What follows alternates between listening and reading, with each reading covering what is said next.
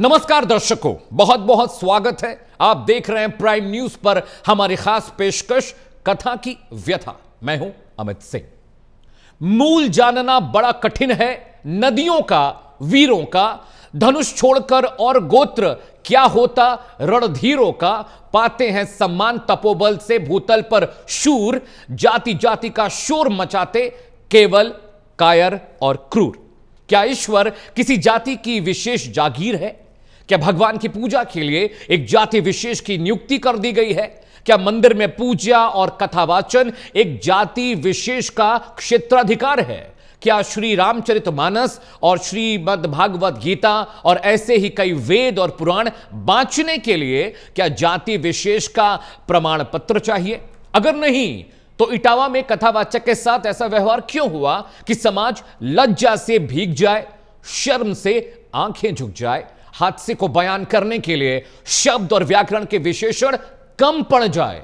इटावा में कथावाचक मुकुटमणि और उनके सहयोगी के साथ कथित अमानवीय व्यवहार के वायरल वीडियो के बाद अब मामला राजनीतिक हो गया है। सोशल मीडिया पर इस मुद्दे ने जोर पकड़ लिया है, जहां सही बनाम गलत की बहस के साथ साथ जातीय टकराव का स्वर भी उभरने लगा है। घटना के बाद समाजवादी पार्टी के राष्ट्रीय अध्यक्ष अखिलेश यादव ने वीडियो साझा करते हुए न केवल दोषियों के खिलाफ सख्त कार्रवाई की मांग की, बल्कि पीड़ित पक्ष के समर्थन में भी उतर आए। अखिलेश यादव ने स्पष्ट कहा कि पीड़ितों की इस लड़ाई में समाजवादी पार्टी पूरी मजबूती के साथ खड़ी है। गिरफ्तारी के बाद ब्राह्मण समाज के लोगों में भी गहरी नाराजगी है। उनका आरोप है कि प्रशासन एक तरफा कार्रवाई कर रहा है।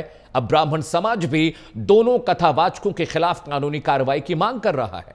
उनका कहना है कि मामले की निष्पक्ष जांच होनी चाहिए, ना कि किसी के राजनीतिक प्रभाव में। क्या यह घटना राजनीति चमकाने का मौका है, या इस घटना ने एक बार फिर से टाई कोट वाले समाज को यह बता दिया कि हम अब भी पाषाण काल में जी रहे हैं? क्या हमारा समाज वर्ण व्यवस्था को समझ नहीं पाया?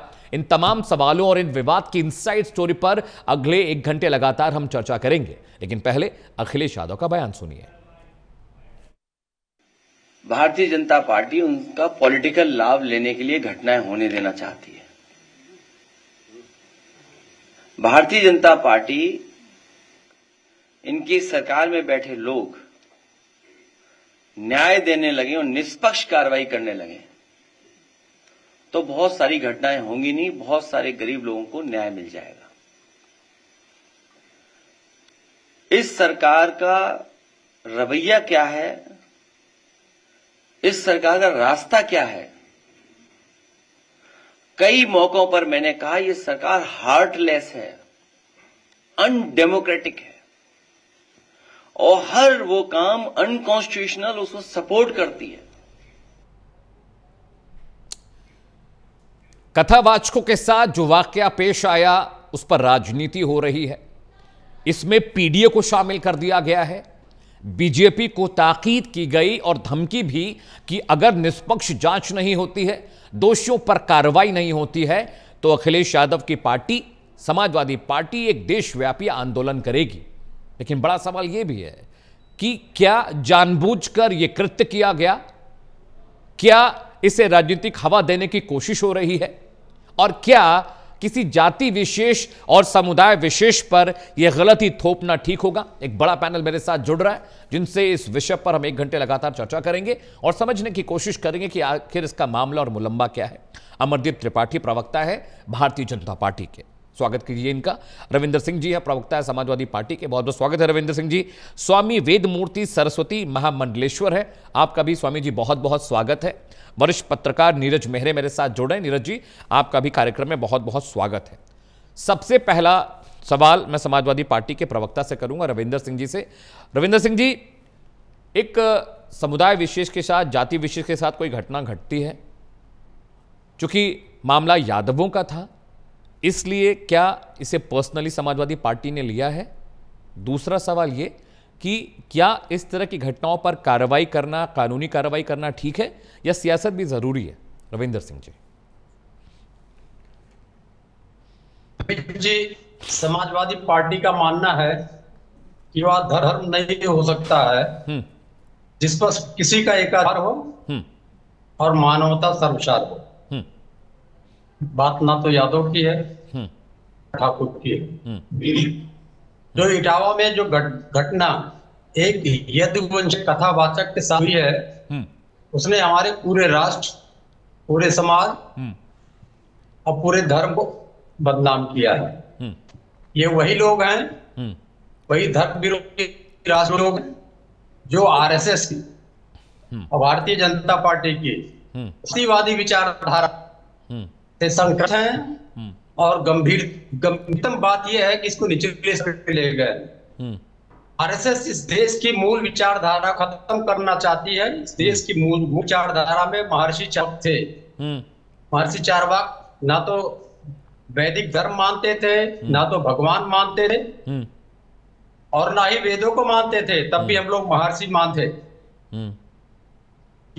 ये देश संत रविदास का है, हम्म। जिन्होंने कहा था, रैदास जन्म के कारण कोई ना होए नीच। हम्म। और पूज्य महाराणा प्रताप जी के परिवार के गुरु जी। हुआ करते थे।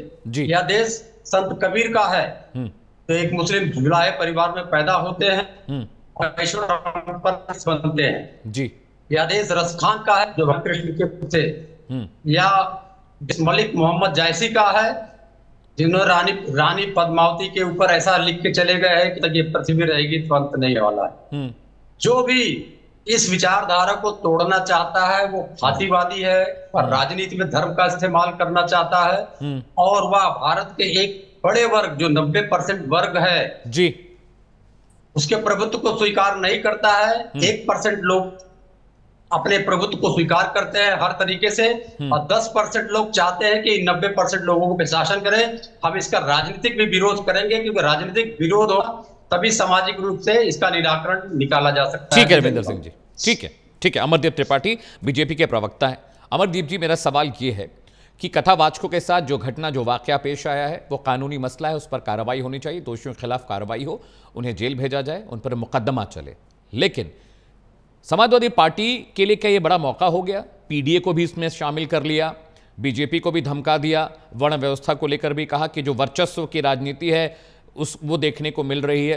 मैं ये समझना चाह रहा हूं कि अगर किसी कथावाचक के साथ कोई घटना है तो इसमें बीजेपी की जिम्मेदारी कैसे है?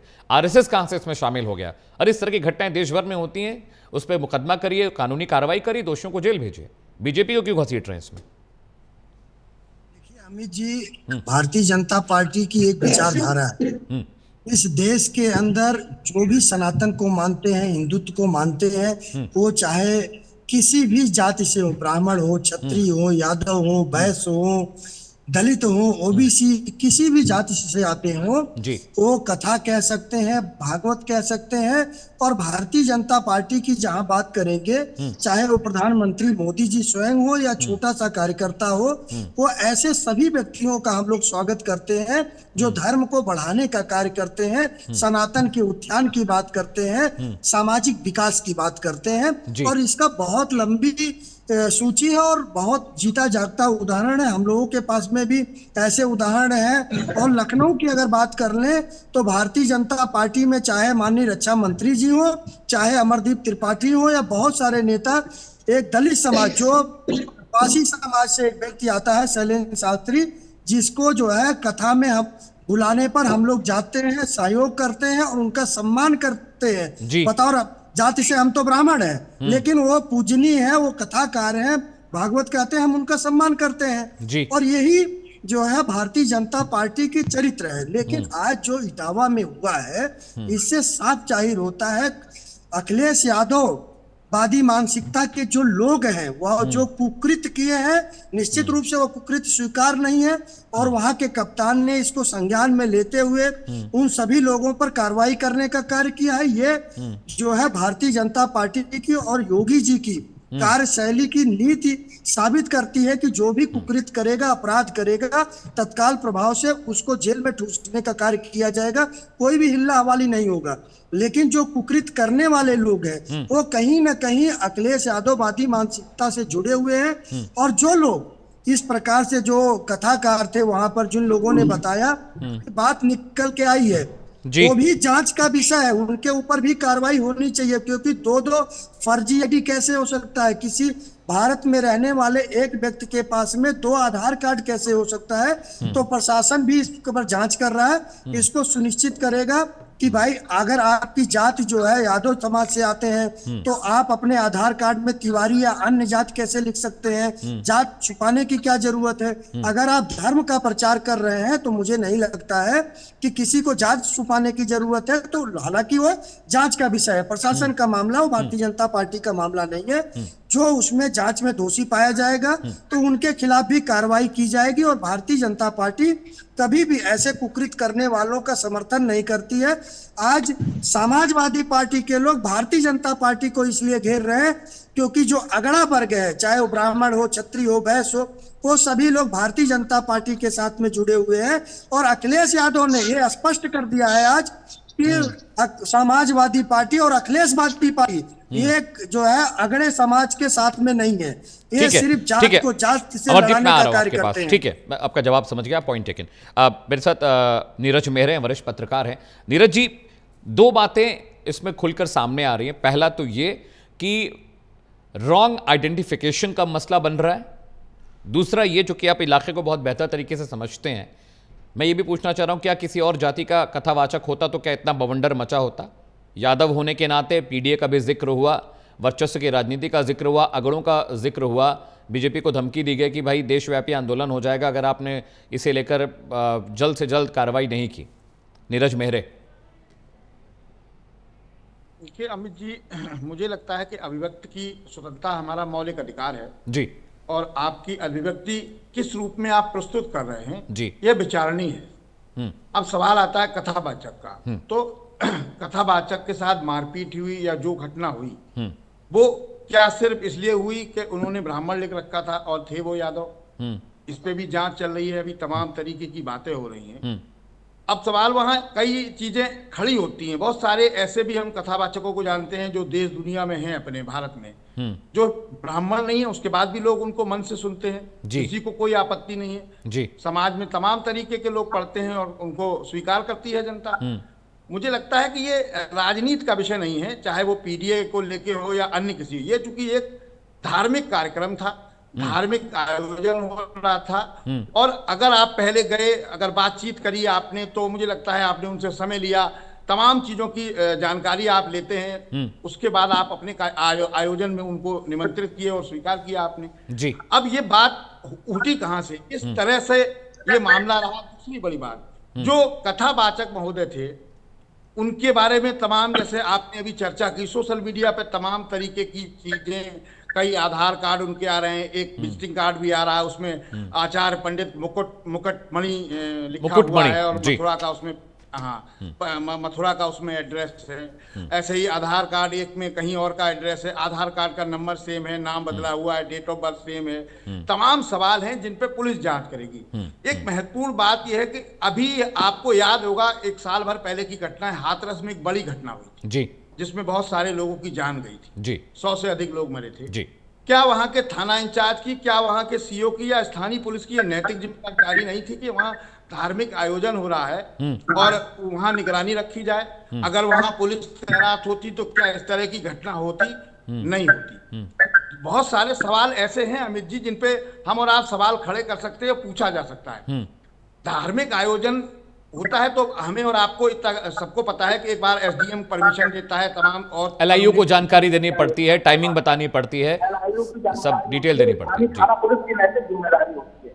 तो मुझे लगता है कि जो वहां के आयोजक मंडल ने कृत्य किया, इसको सामाजिक आतंकवाद कह सकते हैं, वो निश्चित रूप से निंदनीय है। इस तरह का अधिकार उनको किसने दे दिया? उनको ये ध्यान रखना चाहिए था कि ये हिंदुस्तान है, तालिबान नहीं है कि आप मनमानी करेंगे। अगर आपको पता चल गया था कि इस तरह की घटना है कि वो यादव हैं और वो ब्राह्मण लिख के गए थे, कानून है, उत्तर प्रदेश में कानून व्यवस्था का राज कायम है, आप थाने जाते बताते साहब इन्होंने हमारे साथ फ्रॉड किया है, झूठ बोला है और इस तरह की चीजें हैं, तो इस तरह की घटना ही नहीं होती। जो मैंने पहले कहा जी, सबसे बड़ा वहां फेल्यूअर जो रहा वो स्थानीय पुलिस का रहा। मुझे लगता है इस पूरे मामले पे जिलाधिकारी और एसएसपी को एक कमेटी बनानी चाहिए प्रशासनिक अधिकारियों की, और इसकी जांच कराई जानी चाहिए, दूध का दूध पानी हो जाए और अन्याय किसी के साथ नहीं हो। लेकिन नीरज मेरे इस पे पॉलिटिक्स हो रही है ना। नीरज मेरा सवाल ये भी है कि इस पर राजनीति होने लगी। यादवों का जिक्र आते वो पीडीए का हिस्सा हो गया, अखिलेश यादव का हिस्सा हो गया, समाजवादी पार्टी का हिस्सा हो गया। क्या यादव सिर्फ समाजवादी पार्टी के लिए हैं? क्या बीजेपी का कोई ताल्लुक यादव से नहीं है? क्या बसपा का कोई ताल्लुक नहीं है? क्या बाकी अन्य पार्टियों से यादव जाति का कोई ताल्लुक नहीं है? क्या वो जागीर है समाजवादी पार्टी की, या उनका अपना एक प्रमाण पत्र है कि भाई MY समीकरण सिर्फ हमारे लिए है या यादव समाज हमारा है? अमित जी, मुझे लगता है कि समाजवादी पार्टी के पास इस समय कोई मुद्दा नहीं है जिसको लेके समाजवादी पार्टी जनता के साथ जाए। महंगाई, बेरोजगारी, सड़क, बिजली, पानी, स्वास्थ्य, तमाम ऐसे मुद्दे, नौजवान, किसान, पेपर लीक, जिन पर समाजवादी पार्टी काम नहीं करना चाहती।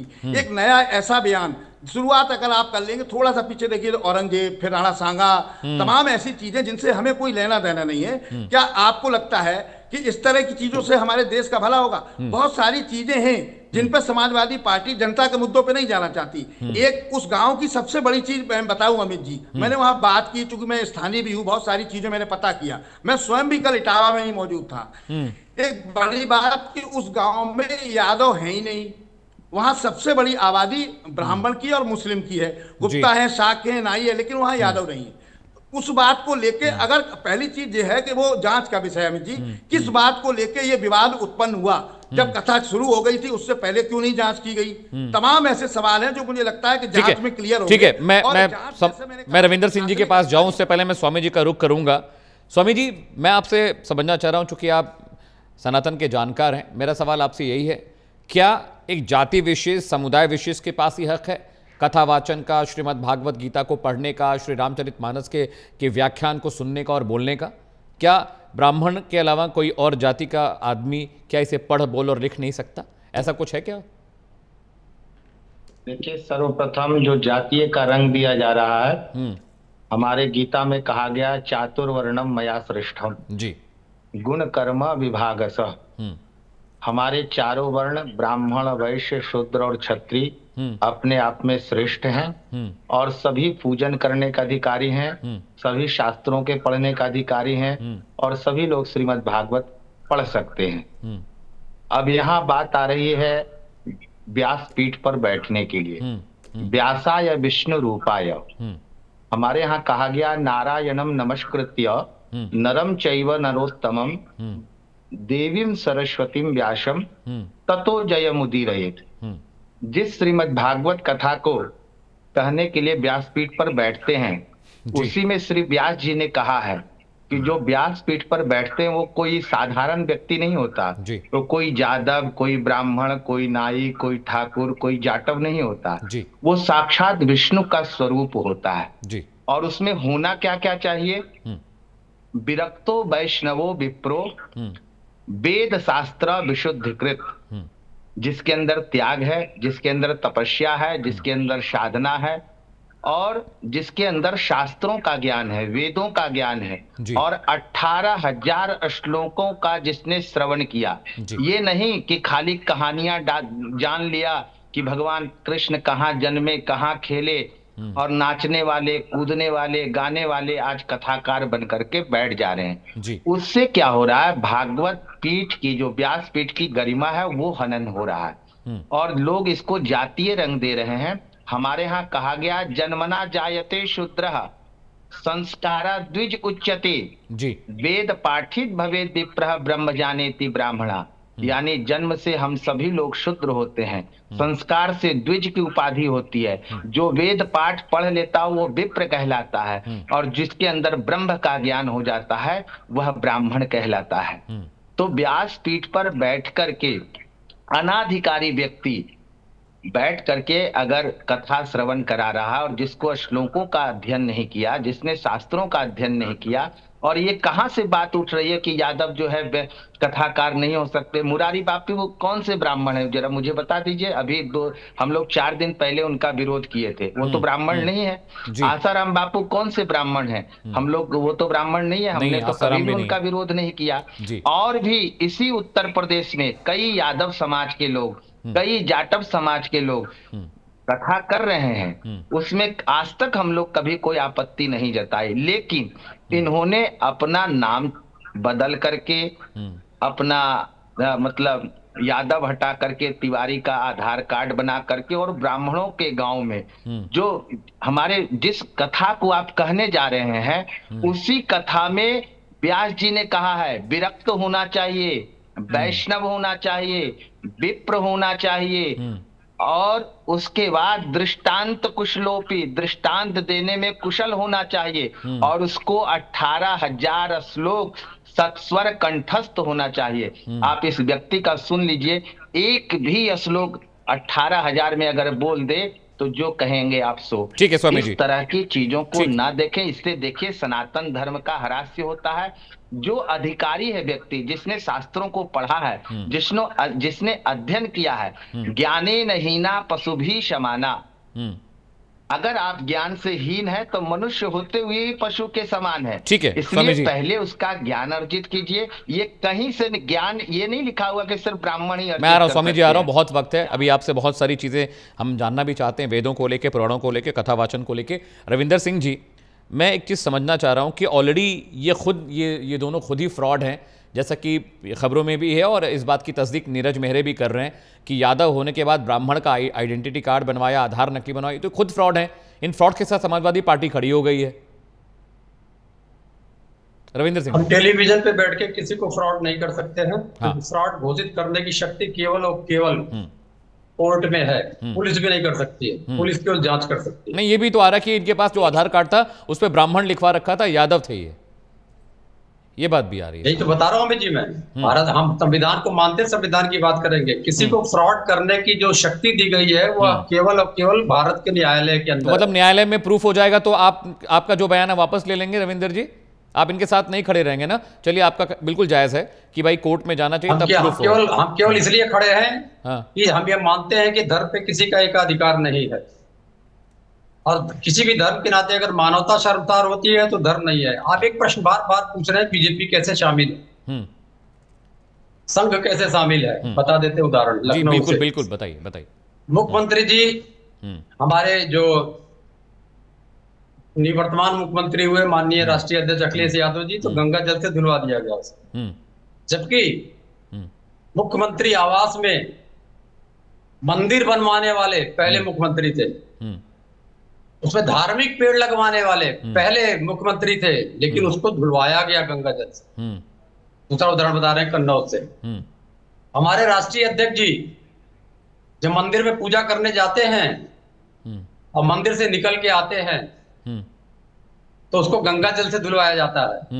इसलिए जब उत्तर प्रदेश के मुख्यमंत्री जी कुशीनगर में जाते हैं, जब जनजातियों के बच्चों को लाया जाता है तो उनको नहला धुला के इत्र से सुशोभित करके दूर खड़ा किया जाता है कि मुख्यमंत्री जी न छूने पाए। अच्छा, एक और उदाहरण दे देता हूं साधु समाज से जी।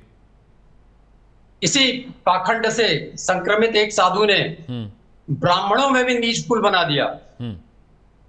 ये ब्राह्मण नीच है, ये ब्राह्मण उच्च है। तो एक वायरस है जो बीजेपी और भारतीय जनता पार्टी भारतीय समाज को विखंडित करने के लिए या नाजीवाद स्थापित करने के लिए बनाती है।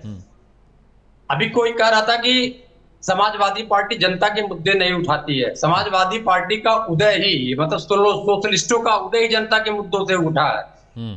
हम लोग तो जानते ही नहीं कि ये उन्माद क्या होते हैं, और हम लगातार पिछले 10 वर्षों से, जब से मोदी जी की सरकार है तब से महंगाई, बेरोजगारी। मैं कंफर्म करना चाहता हूं, आप ये कह रहे हैं कि उन्माद क्या होता है आपको नहीं, आपकी पार्टी को नहीं पता, यही कहा ना? उन्माद वर्ड का इस्तेमाल किया ना आपने?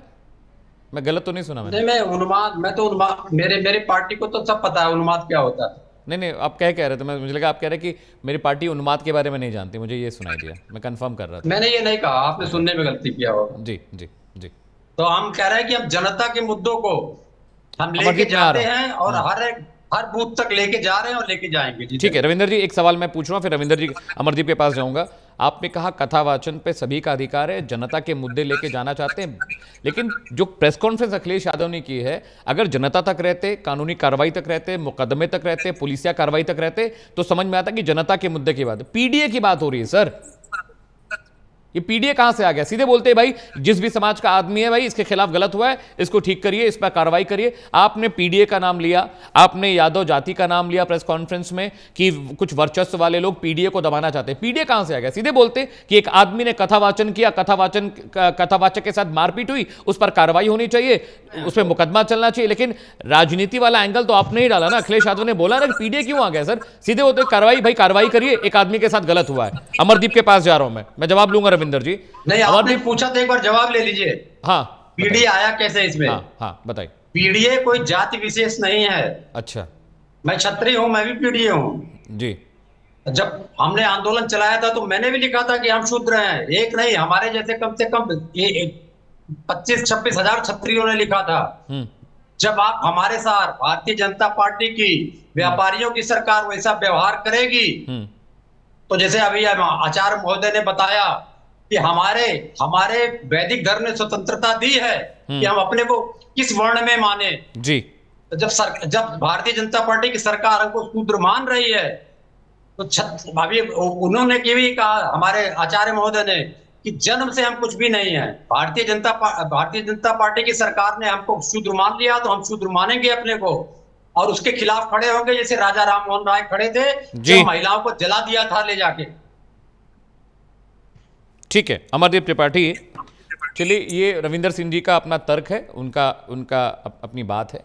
मैं आपसे ये पूछ रहा हूं कि अगर सिर्फ मुकदमे की बात होती, कानूनी कार्रवाई की बात होती, समाज की बात होती तो पीडीए नहीं आता। इन्होंने, अखिलेश यादव ने पूरी प्रेस कॉन्फ्रेंस, इनकी पूरी पॉलिटिकल प्रेस कॉन्फ्रेंस थी, पूरी पॉलिटिकल प्रेस कॉन्फ्रेंस थी।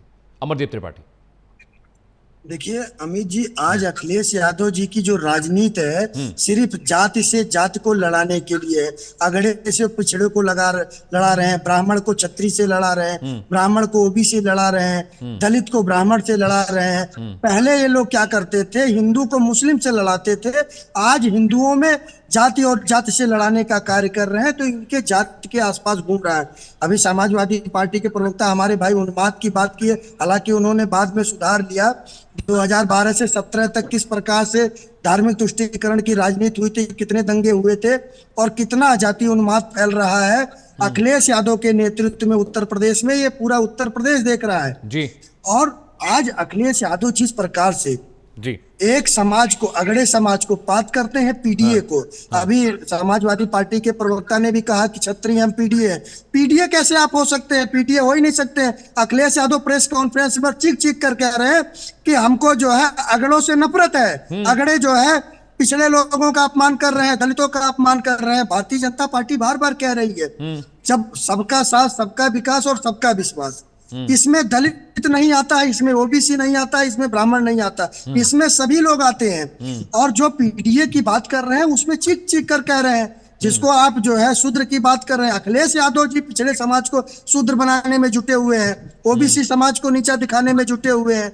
ये तो इनको देखना पड़ेगा कि ये कहते क्या है, इनके करनी और कथनी में फर्क क्या है। अखिलेश यादव मंच से बार बार पीडीए, दलित मतलब शूद्र, बार बार शूद्रों को जो है बताने का प्रयास कर रहे हैं कि तुम शूद्र हो, तुम दलित हो, तुम्हारा ब्राह्मण अपमान कर रहा है, तुम्हारा क्षत्रिय अपमान कर रहा है। यहाँ तो भारतीय जनता पार्टी 2014 में जब से केंद्र में आई है तब से मोदी जी का एक ही नारा है, सबका साथ, सबका विकास, सबका प्रयास, सबका विश्वास। और उसी के साथ साथ अभी आप लोगों ने देखा है आज देश की अमरदीप रविंदर जी कह रहे हैं कि भाई हम पॉलिटिकल बातें नहीं हो रहे हैं, हम एक किसी के साथ गलत हुआ है हम उसकी आवाज उठा रहे हैं। लेकिन पूरी जो प्रेस कॉन्फ्रेंस थी वो पूरी पॉलिटिकल प्रेस कॉन्फ्रेंस थी। ये दिखाने की कोशिश हो रही थी कि अगड़ा वर्सेस दलित।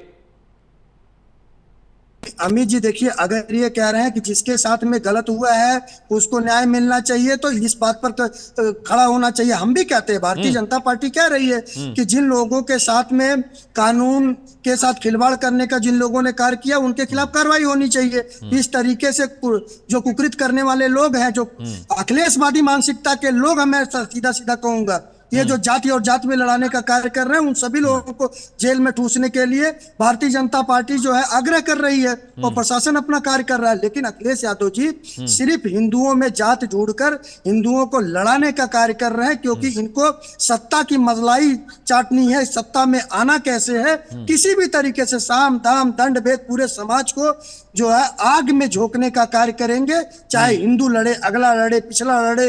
आज दलितों को किस प्रकार से तोड़ने का अंदर षड्यंत्र चल रहा है। जब जालीदार टोपी काम नहीं आ रही है, इनका सिर्फ MOI फैक्टर आज काम नहीं आ रहा है, तो हिंदुओं को लड़ाने का काम कर रहे हैं। और जिस प्रकार से अखिलेश यादव जी जार बोने का कार्य हिंदू समाज में कर रहे हैं, मुझे लगता है आने वाला दिन बहुत भयावह होगा। ठीक है अमरदीप, भारतीय जनता पार्टी नीरज मेहरे के पास जा रहा हूं। अमरदीप मैं आऊंगा, रविंदर भाई आपके पास भी आ रहा हूं मैं।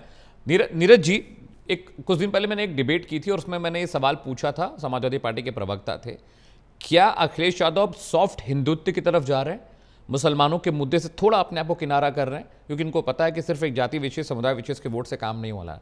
27 में विधानसभा चुनाव यूपी में, नीरज जी, लेकिन अभी भी एजेंडा विकास नहीं है, एजेंडा नौकरी नहीं है, एजेंडा डेवलपमेंट नहीं। जैसा कि आपने पॉइंट रेज किया, बहुत वैलिड पॉइंट था कि इन विषयों पर राजनीति अब समाजवादी पार्टी कर रही है। मैं चाहता हूं थोड़ा सा एड ऑन करें इसमें आप, नीरज।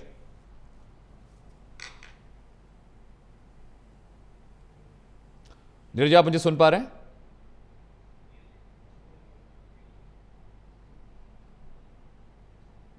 नीरज जी आप मुझे सुन पा रहे हैं?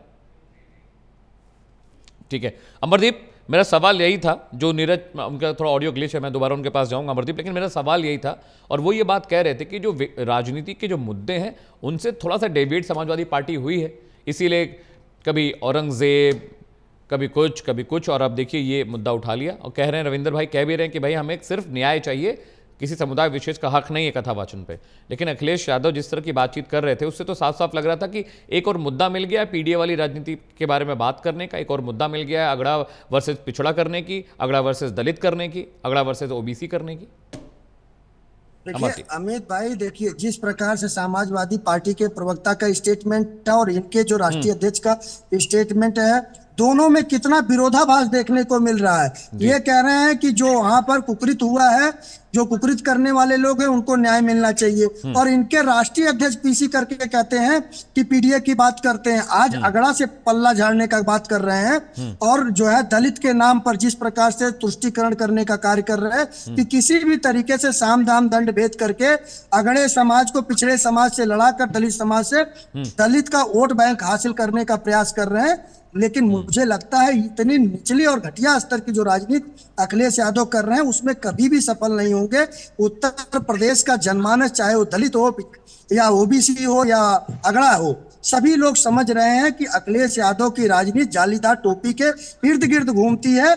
जब भी सत्ता में आते हैं, दलितों का सबसे ज्यादा शोषण करने का कार्य अगर किसी ने किया है उत्तर प्रदेश में तो अखिलेश यादव और समाजवादी पार्टी ने किया है। आज भारतीय जनता पार्टी की सरकार में जिस प्रकार से दलित समाज के, पिछड़े समाज के लोगों का उत्थान हो रहा है, सम्मान हो रहा है, सर उठाकर जीने के हकदार बन गए हैं। जिस प्रकार से दलितों का शोषण होता था, आज कम से कम दलित के ऊपर अगर कोई अपराध होता है, अपमान होता है, तो सर उठाकर उठाने तक जाते हैं और अपनी बात को कहने में सक्षम हुए हैं। ये भारतीय जनता पार्टी की देन है। सब समाजवादी पार्टी में तो किसी दलित समाज परिवार के लोगों की हिम्मत नहीं होती थी कि उनके ऊपर अत्याचार हो रहा है, नीरज जी मेरे साथ है, बेटियों के बलात्कार होता था, नहीं बोल पाती थी। ठीक है अमरदीप जी, पॉइंट टेकन। नीरज आप मुझे सुन पा रहे हैं? जी अमित जी। हाँ नीरज भाई, ये पूछ रहा था, जैसा कि आपने भी बोला, रविंदर सिंह जी के पास मैं जाऊंगा इसका जवाब लेने के लिए। समाजवादी पार्टी क्या मुद्दों से डेविएट हो गई है?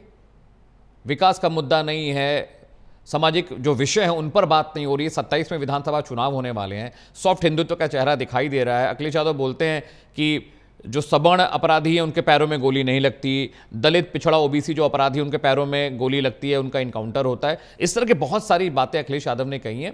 समाजवादी पार्टी को कांग्रेस के नेता ने एकदम सीधा बोला कि हमें समाजवादी पार्टी की बैसाखी की जरूरत नहीं है, दरी बिछाने वाले और कम बोलने वाले जो मुसलमान हैं वो समाजवादी पार्टी को चाहिए। ये कांग्रेस के एक ऐसे नेता ने कहा जिसका पश्चिम यूपी में बड़ा जनाधार है। तो क्या 27 के लिए मुद्दा मिल नहीं रहा है अखिलेश यादव को या समाजवादी पार्टी को, जो ऐसे मुद्दों पर अब प्रेस कॉन्फ्रेंसेस हो रही हैं, ऐसे मुद्दों पर बहस हो रही है? नीरज देखिए अमित जी, मुझे लगता है धर्म आस्था का विषय है, राजनीति का नहीं। और ये आयोजन धार्मिक था, इसमें इस तरह की राजनीति नहीं होनी चाहिए थी। दूसरी बड़ी बात कि जो आप बात कर रहे हैं, महंगाई की मुद्दा है, महंगाई है, बेरोजगारी है, सड़क है, बिजली है, पानी है, स्वास्थ्य है, किसान है, नौजवान है, तमाम मुद्दे हैं जिनको लेके आप जनता के बीच में जा सकते हैं, जिन पे समाजवादी पार्टी चर्चा नहीं करना चाहती है। क्योंकि मुझे लगता है कि समाजवादी पार्टी विपक्ष की सबसे बड़ी पार्टी है और विपक्ष का काम सरकार को आईना दिखाना होता है। वो उसमें दिखाने में नाकाम होते चले जा रहे हैं।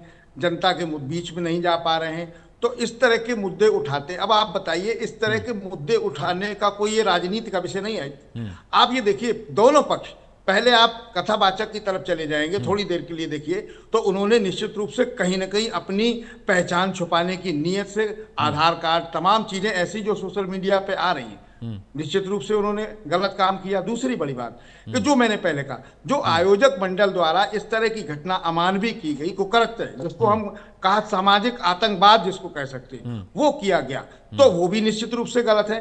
तो ये जांच करके इसमें जांच हो, निष्पक्ष जांच हो, कोई विवाद नहीं होना चाहिए, और सरकार इसको गंभीरता से ले रही है। मुझे लगता है तमाम चीजें ऐसी हैं जो मुझे लगता है यहां से जारी भी हुए हैं कुछ पत्र, ऐसे मामलों को गंभीरता से लेना भी चाहिए। तीसरी बड़ी बात कि अगर आप नेता प्रतिपक्ष है और तमाम चीजें हैं जिन पे आप चर्चा नहीं करना चाहते, तो ऐसे क्या कारण है कि आप हर जगह पीडीए लेके आ जाते हैं?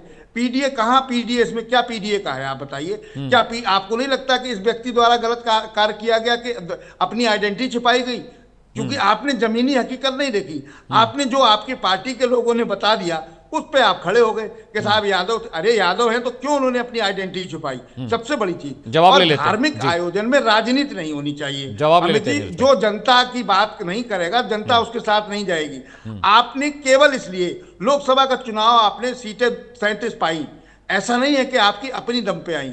आप गठबंधन थे, इंडिया गठबंधन की दम पे चुनाव लड़े थे आप, और निश्चित रूप से राहुल गांधी ने जो संविधान की किताब दिखाई, वो आपका उनका साथ मिला और आप सीट पा गए।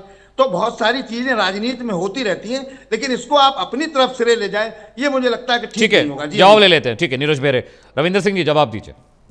रविंदर सिंह जी, जिस व्यक्ति ने बोला है वो जवाब देने योग्य नहीं है। मैं कुछ बातें बताता हूँ आपको। धर्म की राजनीति कौन करता है?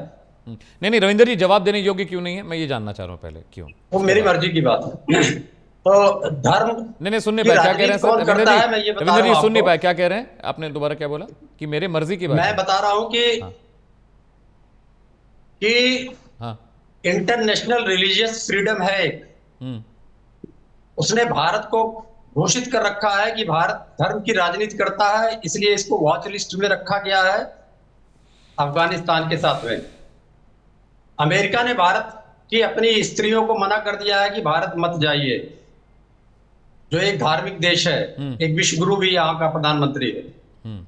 तो ऐसी हालत का हम लोग विरोध करते हैं, और राजनीतिक तौर पे ही विरोध किया जाएगा, तब सामाजिक तौर पे पहुंचेगा। जब सामाजिक तौर पे पहुंचेगा तब सामाजिक जागरूकता बढ़ेगी। अब रही बात कर रहे हैं कि हम कोई महोदय बोल रहे हैं कि हम राजनीति नहीं करते हैं, मैं दोबारा उसी बात पे बोल रहा हूँ। वो आप जानिए कि हमें क्या राजनीति करनी है। हम राजनीति करते हैं और केवल पीडीए की राजनीति करते हैं। पीडीए मतलब भारत का 90% जनसंख्या, 90% जनसंख्या में हर जाति धर्म के लोग आ जाते हैं। अभी आपने कहा कि हमारे पास एमवाई फैक्टर है, तो क्या एमवाई फैक्टर भारत के नागरिक नहीं है? तो क्या अगर भारत के नागरिक का हम राजनीति करते हैं तो क्या गलत करते हैं, या जनप्रतिनिधित्व एक्ट 1951 में कोई रोक है? तो हम करते हैं और करते रहेंगे। पीडीए की राजनीति कर रहे हैं, करते रहेंगे। लेकिन इस प्रकार की जब घटना हमारे धर्म के खिलाफ होगी और धर्म पे वर्चस्व स्थापित करने के लिए आरएसएस हिटलर के तर्ज पे हिंदुओं को ही उत्पीड़ित करना शुरू कर देगा। हम खड़े होते हैं, बार बार खड़े हुए हैं। अब एक सज्जन बता रहे हैं भारतीय जनता पार्टी के प्रवक्ता आंकड़े विरोधी हैं, जरा उनको भी बता देते हैं।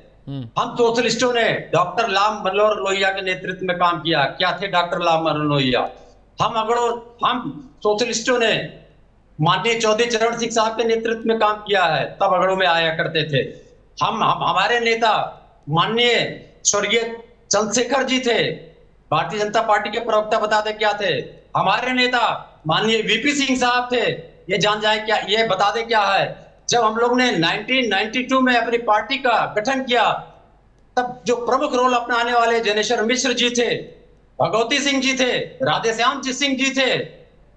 तो ये जो फैक्ट्री है ना अफवाह फैलाने वाली, ये इसी में पीडीए से घबराए हुए हैं। भाई पीडीए से घबरा नहीं गए, अब बौरा गए हैं, तो कुछ भी बोलेंगे। और हम राजनीति करते हैं और राजनीति करते रहेंगे। जी धन्यवाद। अमरदीप त्रिपाठी, बौरा गए हैं आप लोग। अमरदीप त्रिपाठी, देखिए समाजवादी पार्टी प्रवक्ता हमारे भाई जिस प्रकार से कह रहे हैं, मैं एक छोटी सी बात पूछ रहा हूं। मैंने शुरुआत के डिबेट में ही हमने कहा अखिलेशवादी पार्टी के अखिलेशवादी मानसिकता के लोग हैं। जो लोगों का नाम ले रहे हैं, जिन महापुरुषों का नाम ले रहे हैं, हमने उनका नाम ही नहीं लिया। वो समाजवादी कुछ और थी। आज अखिलेश यादव की समाजवादी सिर्फ जात को जात से लड़ाने की है। और जो 90% की बात कर रहे थे रविंद्र सिंह जी, अब तो मुझे बहुत डर लग रहा है और मुझे बड़ा दुख भी हो रहा है कि जो 10% इन्होंने छोड़ दिया है, उसी में 10% में अगड़े में जो है हमारे बड़े भाई रविंद्र जी भी है। तो आप क्या पार्टी ये भी बदलने के लिए तैयार है? अखिलेश यादव ने अगर 10% को छोड़ दिया है तो क्षत्रिय समाज से आते हैं, तो आप अब ये रविंद्र जी सुनिश्चित कर लें कि इनका जो है अगला रास्ता कहाँ जाने वाला है। उसमें मैं टिप्पणी नहीं करूंगा, लेकिन सीधा सीधा बात यह है कि जिस प्रकार से अखिलेश यादव की मानसिकता डेवलप हुई है उत्तर प्रदेश की राजनीति में, ये सीधा सीधा जाति और जात को लड़ाने की है। आज सत्ता में किसी तरीके से आने के लिए हिंदुओं को तोड़ने का जो प्रयास कर रहे हैं, इनको कहीं ना कहीं लग रहा था कि मुस्लिम वोट बैंक तो हमारा है, और जो उत्तर प्रदेश में सभी समाज के लोग, चाहे ब्राह्मण, क्षत्रिय हो, बैस हो, दलित हो, ओबीसी हो, सभी लोग जिस प्रकार से भारतीय जनता पार्टी के ऊपर विश्वास जताया है, खासतौर जो दलित समाज, पिछड़े समाज के लोग हैं, जो कभी बसपा में रहा करते थे, बसपा का वोटर जो है भारतीय जनता पार्टी में जब आया है, तो आज अखिलेश यादव को लग रहा है कि 27 तो छोड़िए, 37 और 47 में भी उत्तर प्रदेश में अखिलेश यादव की सरकार नहीं बनेगी और उत्तर प्रदेश के मुख्यमंत्री नहीं बनेंगे। इसलिए जातीय तुष्टीकरण की राजनीति कर रहे हैं और खुले तौर पर कर रहे हैं, सीना ठोक के कर रहे हैं, और बार बार कह रहे हैं कि मैं जातियों को जातियों से लड़ाऊंगा। और अभी तक जो हिंदू मुस्लिम के दंगे कराते थे, मैं दावे के साथ कह रहा हूं, अगर दुर्भाग्यपूर्ण तरीके से उत्तर प्रदेश के मुख्यमंत्री अखिलेश यादव बन जाते हैं, तो हिंदू मुस्लिम का दंगा बाद में होगा। आज जो है अगड़ा पिछड़ा दलित ओबीसी आपस में लड़ेंगे, और यह उत्तर प्रदेश की जनता और भारतीय जनता पार्टी होने नहीं। ठीक है, अब मैं नीरज, मेरा सवाल है, नीरज जी, पहले तो समाजवादी पार्टी न्याय की बात कर रही थी, फिर रविंदर सिंह जी डिबेट में बात करते करते पीडीए वाली बात भी उन्होंने एक्सेप्ट कर ली और उन्होंने कहा कि आरएसएस ये जहर घोल रही है, बीजेपी ये जहर घोल रही है, समाज को लड़ाने की कोशिश कर रही है। पहले तो रविंदर सिंह जी ने न्याय की बात कही, भाई कथावाचक किसी जाति विशेष का नहीं होता, सभी को हक है इसका करने का। अखिलेश यादव ने एक पॉलिटिकल प्रेस कॉन्फ्रेंस की, रविंदर सिंह जी ने पहले न्याय की बात की, फिर वो उसी लाइन पे आ गए। अमरदीप ने जब सवाल किया तो वो उस लाइन पे आ गए कि हाँ, हम राजनीति पीडीए की करते हैं, 90% पीडीए है, फला फला फला बातें की। वो आपके लिए कह रहे हैं कि मैं इनका जवाब देना ठीक नहीं समझता। नीरज, कोई बात नहीं अमित जी, उनकी मर्जी है, वो जवाब देना चाहे न देना चाहे। समाजवादी पार्टी के प्रवक्ता है वो, चूंकि मैं किसी पार्टी का प्रवक्ता नहीं हूँ। दूसरी बड़ी बात जो रविंद्र जी ने कही पीडीए वाली बात, तो इनकी जो पीडीए की स्थिति है कि ये देश में कितना अच्छी तरह पीडीए चलाना चाहते हैं, वो इससे पहले रामगोपाल यादव जी का बयान सेना के प्रति आ गया। समझदार हैं आप, समझ गए होंगे तमाम चीजें। दूसरी बड़ी बात जो अभी अमरदीप त्रिपाठी जी ने एक बात कही कि ये ब्राह्मण विरोधी है, बिल्कुल ठीक बात कही। आप हमें बता दीजिए, पिछले 10 साल से अखिलेश यादव समाजवादी पार्टी के राष्ट्रीय अध्यक्ष हैं, एक ब्राह्मण बता दीजिए आपने एमएलसी बनाया हो, एक ब्राह्मण बता दीजिए राज्यसभा भेजा हो, पत्रकारिता बंद करके घर चला जाऊंगा। दूसरी बड़ी बात कि जब एमएलसी बनाने की बात आएगी तो बलराम यादव बेटा उनका है, बलराम यादव का बेटा संग्राम यादव समाजवादी पार्टी से आजमगढ़ से विधायक है, उनके पिता बलराम यादव को एमएलसी बनाया जाएगा, वहां भी परिवारवाद चलेगा। दूसरी बड़ी बात, जब राज्यसभा की बात आ जाएगी तो राज्यसभा में भी किसी ब्राह्मण को नहीं भेजा जाएगा। राजीव, क्या नाम उनका, राजीव रंजन ही नाम था, चीफ सेक्रेटरी रहे वो, उनका नाम आ जाएगा। तो आप ब्राह्मणों के बारे में कब, पूरी पार्टी में किसी बड़े पद पे एक ब्राह्मण का नाम बताइए जो इस समय मौजूदा स्थिति में बैठा हो, नहीं है, तो और क्या कहा जाएगा? जो चीजें सामने दिख रही हैं उसको देखा जाएगा ना सर। आप कागजों में, जनेश्वर मिश्रा जी ब्राह्मणों के बड़े नेता थे, आप अगर मुसलमानों की बात करिए, अल्पसंख्यकों की बात करिए, आपने आजम खां को बनाया, ब्रांड एम्बेसडर नेता थे समाजवादी पार्टी मुसलमानों के, मैं स्वीकार करता हूं। आपने जब यादवों की बात आती है तो आपका परिवार पर्याप्त है, यादवों के बड़े नेता हैं आप। ब्राह्मण बताइए ना, जनेश्वर मिश्रा जी के बाद कोई ऐसा ब्राह्मण जो आपने टॉप लेवल के लीडरशिप में रखा हो, तमाम चीजें ऐसी है, बड़े पद पे रखा हो ना। जो मैंने पहले कहा, राज्यसभा आएगी तो किसी और के लिए आलोक रंजन, सॉरी राजीव नहीं था उनका, आलोक रंजन नाम था, और एमएलसी बनना होगा तो संग्राम यादव जो समाजवादी पार्टी के विधायक है, उनके पिता को ही एमएलसी बनाया जाएगा, किसी ब्राह्मण की याद नहीं आएगी। तो निश्चित रूप से ब्राह्मण अंधा नहीं है, बहरा नहीं है, गूंगा नहीं है, समाज में सब कुछ देख रहा है और समय जब आता है तो जवाब देता है। जी अमित जी। हाँ रविंदर जी, क्या जवाब देना चाहेंगे या नहीं देंगे जवाब? रविंदर सिंह जी। अब इनको केवल ब्राह्मण की पीड़ा दबा रही है और इतने बड़े पत्रकार है, ये नहीं मालूम है कि नेता प्रतिपक्ष उत्तर प्रदेश का कौन है, फिर क्या जवाब देने का मतलब? माता प्रसाद जी पांडे जी हैं, छोड़ दीजिए, एकमात्र विधानसभा के ब्राह्मण नेता है माता प्रसाद प्रदेश। आप दूसरी बात हो गई, राजीव रंजन जी की बात कर रहे थे, ब्राह्मण नेता है राजीव रंजन जी भी अगड़ों में के ही नेता हैं, कायस्थ हैं वो। जया बहादुरी जी की बात कर रहे हैं, वो भी कायस्थ हैं। ब्राह्मण की बात कर रहे हैं, वो भी अगड़े नेता हैं। बात क्या है, जिसके पास कोई तर्क नहीं हो, कुतर्क करना चाहता हो और वो किसी एजेंडे के साथ बैठा, उस बात का जवाब देकर उसका महत्व नहीं बढ़ाया जाना चाहिए। अच्छा चलिए ठीक है, हर आदमी अपना अपना एजेंडा लेकर आता है। रविंदर सिंह जी, आप भी अपना एजेंडा लेकर आए, अमरदीप त्रिपाठी भी अपना एजेंडा लेकर आए। अमरदीप त्रिपाठी, नीरज मेरे जो बात कर रहे हैं आप उसको डिट्टो करते हैं? आपको लगता है कि फिजूल की बात पूछी उन्होंने? देखिए, नीरज मेहरे जी एक वरिष्ठ पत्रकार हैं और हम सभी लोग उनका सम्मान करते हैं। उन्होंने हालांकि जो है, अब मैं भारतीय जनता पार्टी का प्रवक्ता होने के नाते नहीं, लेकिन जिस समाज से आता हूं, हमारे दुखती नक पे जो है उन्होंने हाथ रखा है। निश्चित रूप से जिस प्रकार से समाजवादी पार्टी में ब्राह्मणों का दोहन हो रहा है, और ब्राह्मणों का दोहन तो दूर की बात है, ये रविंदर जी भी हमारे भाई समझ रहे होंगे कि जिस प्रकार से अब अखिलेश यादव जी ने खुली बल्लेबाजी शुरू कर दी है ब्राह्मणों और क्षत्रियों के अगेंस्ट में, तो अमरदीप त्रिपाठी और रविंदर सिंह जी दोनों के लिए खतरे की बात है कि उत्तर प्रदेश में अगर अखिलेश यादव जी की सरकार बनती है तो कहीं ऐसा ना हो ब्राह्मण क्षत्रिय समाज उत्तर प्रदेश से विस्थापित होने के लिए मजबूर हो जाए। नहीं, रविंदर सिंह जी को इस बात का डर नहीं होगा, I am very sure. Ravinder Singh ji जवाब दीजिए।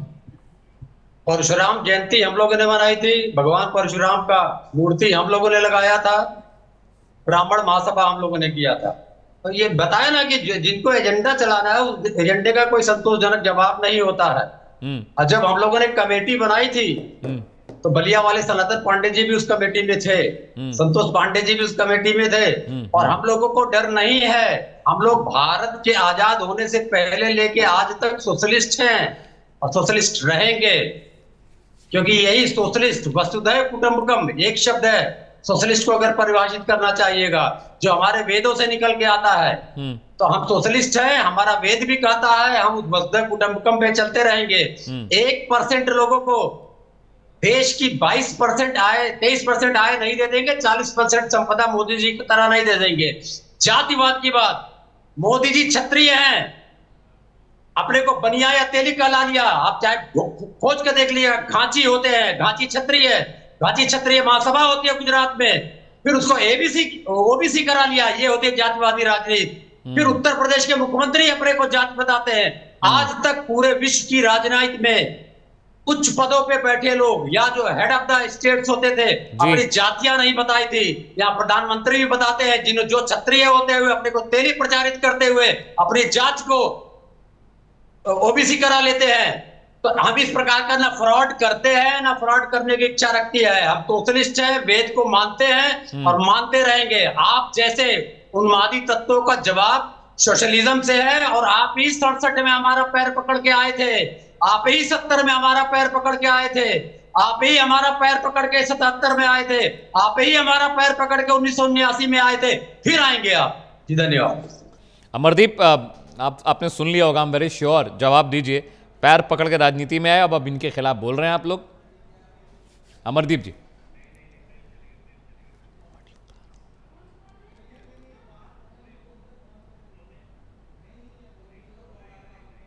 चलिए रविंदर सिंह जी, अमरदीप जी के साथ कुछ ऑडियो ग्लिच है, मैं दोबारा उनके पास जाने की कोशिश करूंगा। नीरज मेरे, जिस तरह की बात बीजेपी भी कर रही है, चूंकि आप पत्रकार हैं और स्वतंत्रता से अपनी बात रख रहे हैं, वो अलग बात है। रविंदर सिंह जी नहीं आपकी बात का जवाब देना चाह रहे हैं। मैं ये समझना चाह रहा हूं कि जिस तरह की बात आप ब्राह्मण नेताओं को किनारे किया जा रहा है समाजवादी पार्टी में, जो तर्क आप दे रहे हैं नीरज जी, वो तर्क रविंदर सिंह जी समझने को तैयार नहीं है। वो तो कह रहे हैं भाई ब्राह्मणों को बहुत हमने मौका दिया और ब्राह्मण पार्टी में रह के उन्होंने बड़ी राजनीति की और बड़े पदों पर भी रहे। नीरज, ये तो मैंने बिल्कुल ब्राह्मणों में जी अंतिम नेता है जो खुद मजबूत, क्योंकि पहले की जो राजनीति थी समाजवादी पार्टी की अमित जी वो दूसरे तरीके से होती है, वो मुलायम सिंह यादव की सॉरी मुलायम सिंह यादव की। उसमें क्या था, जैसे वैली के सर ऑडियो ठीक करिए, बिल्कुल क्लैरिटी नहीं आ रही जी। को बिलोंग करते थे और उनको साथ में रखते थे। जलेश्वर मिश्रा जी एक आदमी को बिलोंग करते थे, उनको साथ रखते थे। आजम खान इस तरीके से जो बिलोंग करते थे उसको साथ रखते थे। तो वो एक तरीके से राजनीति करते थे निश्चित रूप से। और मुलायम सिंह यादव जी रक्षा मंत्री थे उस समय, जलेश्वर मिश्रा जी पेट्रोलियम मंत्री थे, संचार मंत्री बनी प्रसाद। मैंने तमाम चीजें देखी है राजनीति। मैंने कहा कि मैं उसी जिले का रहने वाला, बहुत सारी चीजें हैं, लेकिन राजनीति आज की तारीख में जो बदली है, तमाम चीजें बदल गई हैं। तो उस दृष्टि की ओर से निश्चित रूप से समाजवादी पार्टी बताए ना कितने ब्राह्मणों को बड़े पद पे बिठा रखा है। एमएलसी और राज्यसभा की बात आती है तो आपको पता था कि ये सीट हम हार जाएंगे आलोक रंजन वाली, तो आपने आलोक रंजन को दे दिया, दिखा दिया।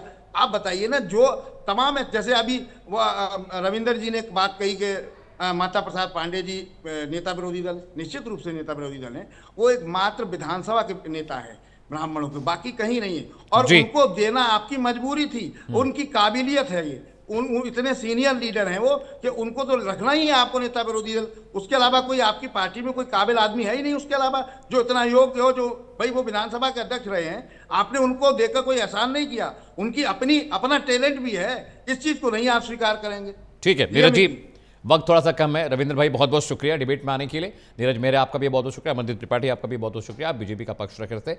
यार रुक रहे हम थोड़े से ब्रेक के लिए, लेकिन ब्रेक के बाद भी प्राइम न्यूज़ पर खबरों का सिलसिला लगातार जारी है।